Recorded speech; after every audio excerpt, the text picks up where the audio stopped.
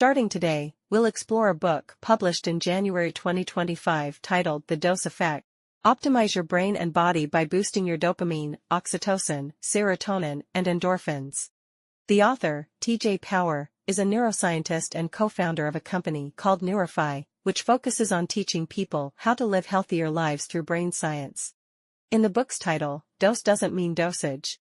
Instead, it's an acronym for 4 key brain chemicals: dopamine, oxytocin, serotonin, and endorphins. We've mentioned these chemicals many times on our channel. They've become increasingly popular topics. Power's book has sparked wide discussion on social media, and today, understanding the dose effect has become essential knowledge for anyone seeking mental clarity and well-being. But first, a clarification. Although Power calls himself a neuroscientist, this book isn't particularly rigorous. He seems to have sacrificed precision for readability. For example, he never clearly explains what these 4 chemicals actually are or how they work. When he talks about boosting them, it sounds as if we can simply increase their quantities. But that's not really how it works. So, I've done some extra research. What follows is not entirely Power's view. I'm using his framework as a starting point to explore the science behind it more deeply. So, what do dopamine, oxytocin, serotonin, and endorphins actually do? Let me begin with a broader principle that's not in the book. You could call this my own original insight. When we talk about human behavior, how to make ourselves do the right thing, we often speak of emotion and reason. We're told to use reason to control emotion, to engage System 2 slow thinking instead of relying on System 1 automatic responses. But where does dose fit into this picture? Dose lies between emotion and reason. It's neither purely emotional nor rational. It's a neuromodulatory layer, a middle system that regulates both. Whenever you encounter a stimulus, your first reaction is always emotional. You may later control that reaction with reason, but you can't stop the emotional response from happening.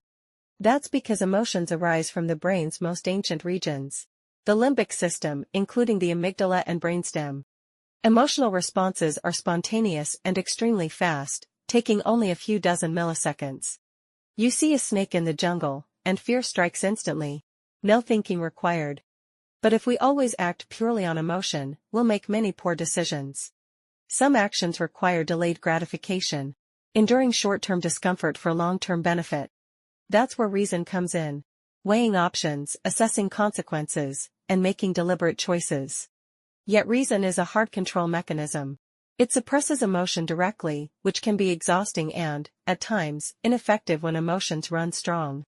This is where neuromodulators, our dose chemicals, come into play. Neuromodulation is not hard control. It's an automatic, gentle regulation. It's slower than emotion, but still unconscious. It doesn't make you resist. It makes you feel good while doing the right thing. In short, the neuromodulatory system's job is to coax you into doing what's good for you. For example, imagine you're running for exercise. At first, you immediately feel tired. Emotion says, I don't want to run. That's the amygdala talking. Reason counters. I need to stay healthy, I must keep going. But sheer willpower rarely lasts. Now, if your neuromodulatory system kicks in, things change. Suppose you set small milestones. Every kilometer completed feels like a mini achievement. That sense of progress triggers dopamine, fueling your motivation to reach the next goal. As fatigue sets in, your brain releases endorphins, easing pain and giving you that pleasant burn. Running stops being a chore you must force yourself to do. It becomes something you enjoy despite the challenge. We can therefore divide the brain's decision-making into 3 layers. 1. Emotional response. The fastest layer, instinctive but short-sighted. 2. Neuromodulation. Slower but automatic, shaped by experience, gently guiding you toward healthy behavior. 3. Rational thinking. The highest, deliberate layer, but limited in strength. Or put more simply, emotion is instinct, neuromodulation is experience, reason is cognition. If emotions are the people, then reason is the strict rule of law. But you also need neuromodulation, the Confucian art of moral cultivation, helping people enjoy doing good. In our fast-paced, temptation-filled world, we need constant discipline to make the right choices. But reason alone isn't enough. You must nurture, balance, and activate your neuromodulatory system. Now, let's look at what each dose chemical does. Dopamine helps you identify goals and anticipate rewards. It's not the reward itself. It's the expectation of reward that motivates you. The clearer your goal, the more immediate your feedback, the closer you get to success, the stronger the dopamine drive. When dopamine function is disrupted, motivation fades and lethargy sets in. Oxytocin fosters trust and connection between people. When a woman holds her newborn baby, her oxytocin levels surge. Without oxytocin, people feel lonely, socially anxious, and avoid close relationships. Serotonin stabilizes mood and promotes a sense of well-being. Many antidepressants work by increasing serotonin levels. Endorphins are the body's natural painkillers.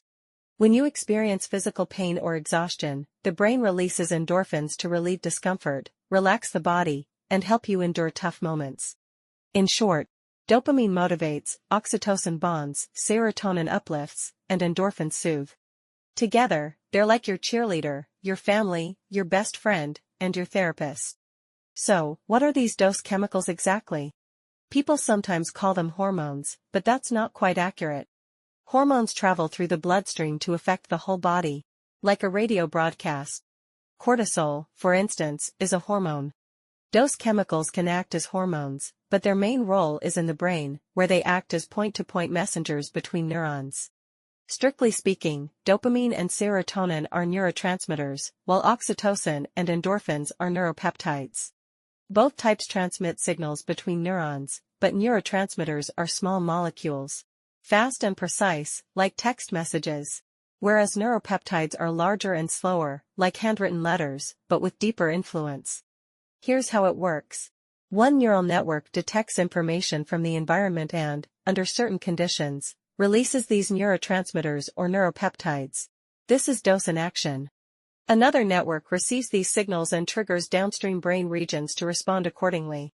Inside the first neuron are many vesicles filled with dose molecules. When conditions are right, they release them. The receiving neuron has receptors that catch these chemical signals and generate a response. Now comes the key question. When the neuromodulatory system malfunctions, is the problem in sending or receiving? In most cases, the issue is on the receiving end. As long as your body is reasonably healthy, your neurons rarely run out of ammo. Only serotonin is occasionally underproduced in some people. The main problem is that receptors can become desensitized. If signals are sent too often or too rarely, receptors dull or even decrease in number, making communication ineffective. For instance, if someone constantly scrolls short videos, each swipe triggers a dopamine hit. Dopamine itself doesn't get used up, but the receptors become less sensitive. A natural protective response. Eventually, even meaningful goals fail to motivate, because the signal can't get through. Likewise, prolonged loneliness leads to fewer oxytocin receptors. The person might still have normal oxytocin levels but can't feel connection anymore. Even when meeting someone ideal, they may find it hard to love. So when power says we should boost dose levels, that's not quite right. The goal isn't to raise the quantities. It's to balance the system, maintaining healthy, sensitive communication between sender and receiver. Unfortunately, modern life easily disrupts this system. From an evolutionary psychology perspective, our brains were designed for the African savanna, not the digital age. Back then, survival required active effort. Chasing prey demanded stamina, but you didn't feel drained. Dopamine kept you driven. Caring for your tribe released oxytocin, making you cooperative and protective. Sunlight exposure and outdoor activity maintained serotonin, keeping you cheerful. Endorphins helped you endure physical exhaustion with a sense of satisfaction. Today, our environment has changed dramatically. We're surrounded by concentrated artificial stimuli. Sugar, alcohol, and short videos hijack dopamine at extreme frequencies. Online likes and comments replace real human connection. We spend most of our time indoors, deprived of sunlight, with irregular sleep. Serotonin drops, mood dips, irritability rises. Sedentary living reduces endorphin release, while mental stress builds up, leading to chronic anxiety. Your brain isn't hiding the truth from you. You can feel that something's off. You sense the low mood, the restlessness. But you may not know why.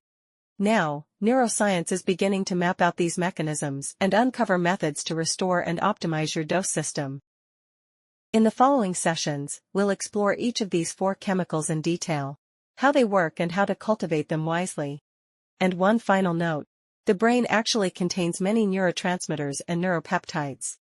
Dose represents just 4 of the most studied, most adjustable, and most positive ones. We'll discuss others in the future. That's it for today's content. Thank you for watching, and I'll see you in the next video. If you feel there is value in this, please like, subscribe to this channel, and leave your thoughts or suggestions in the comments section. Let's grow together and read more good books.